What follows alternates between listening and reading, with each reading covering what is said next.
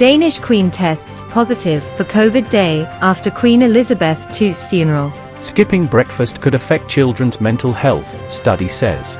Cancer-killing virus shows promise in patients.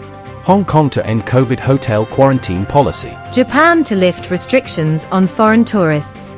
Non-communicable diseases now leading cause of deaths globally, WHO says. Shopper stabbed to death by man who refused to thank him for holding door open. Danish Queen tests positive for COVID day after Queen Elizabeth II's funeral. The Queen of Denmark tested positive for COVID-19 for the second time this year, according to the Danish Royal Court.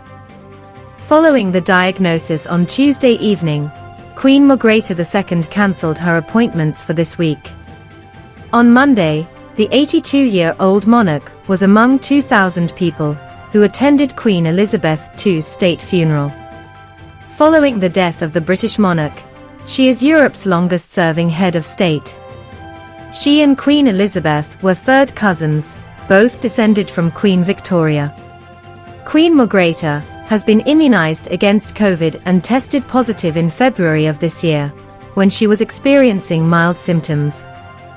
According to a statement on the palace website, she will be recovering at Fredensborg Palace, north of Copenhagen. Skipping breakfast could affect children's mental health, study says. A new study conducted by researchers in Spain has suggested that skipping breakfast may increase a teenager's risk of psychosocial health problems. Breakfast is important for teenage children's mental health, according to the researchers. They went on to say that the type of food children eat and where they eat it are also crucial. According to the researchers, eating breakfast at home is important because it provides teenagers with both physical and psychosocial benefits. Cancer-killing virus shows promise in patients. According to UK scientists, a new type of cancer therapy that uses a common virus to infect and destroy harmful cells is showing great promise in early human trials. One patient's cancer completely disappeared, while others saw their tumors shrink. The drug is a weakened form of the herpes simplex virus that has been modified to kill tumors. Larger and longer studies will be required, but experts believe the injection could eventually provide a lifeline to more people with advanced cancers. Krzysztof Wojciechowski, a 39-year-old builder from West London, is one of the patients who took part in the Institute of Cancer Research and the Royal Marsden NHS Foundation Trust's ongoing Phase 1 safety trial. The cancer in Krzysztof is no longer detectable. Hong Kong to end COVID hotel quarantine policy. The Hong Kong government has announced that beginning Monday, visitors to the city will no longer be required to enter mandatory hotel quarantine. Additionally, passengers will no longer be required to show a negative COVID test before boarding a flight to Hong Kong. They will instead monitor themselves for possible infection for 3 days. The news sparked a rush for Hong Kong flight tickets, with the Cathay Pacific website operating a booking queue. Hong Kong has some of the strictest rules in the world because it adheres to China's zero-COVID policies. As a result, its departure from what the mainland is doing has been long anticipated. Arrival restrictions have been in place for more than 2 years. Japan to lift restrictions on foreign tourists. After more than 2 years of closed borders due to the COVID pandemic, Japan will reopen its doors to foreign tourists. From the 11th of October, tourists will be able to enter the country without a visa and will no longer need to go through a travel agency. A daily arrivals cap will also be lifted. Japan's announcement coincides with the relaxation of visitor entry rules in Taiwan and Hong Kong. Taiwan will eliminate quarantine requirements for international arrivals by mid-October, while Hong Kong announced on Friday that it will transition from hotel quarantine to stay-at-home requirements, beginning September 26. Non-communicable diseases now leading cause of deaths globally, WHO says.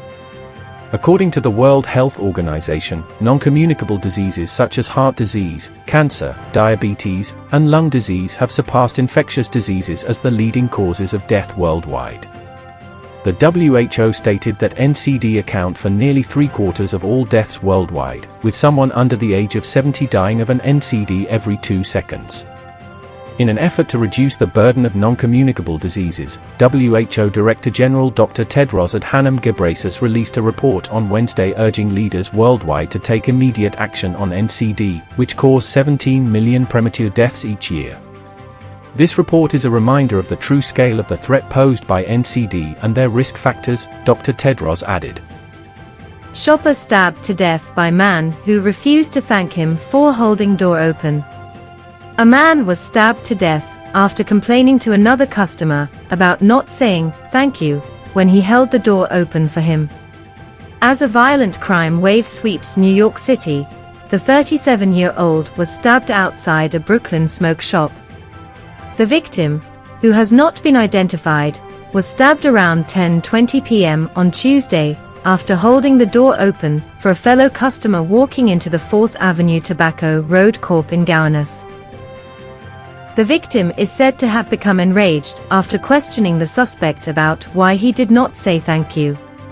Outside, an argument erupted, and the victim punched the suspect, who was trying to leave. The victim was then fatally stabbed in the neck and abdomen.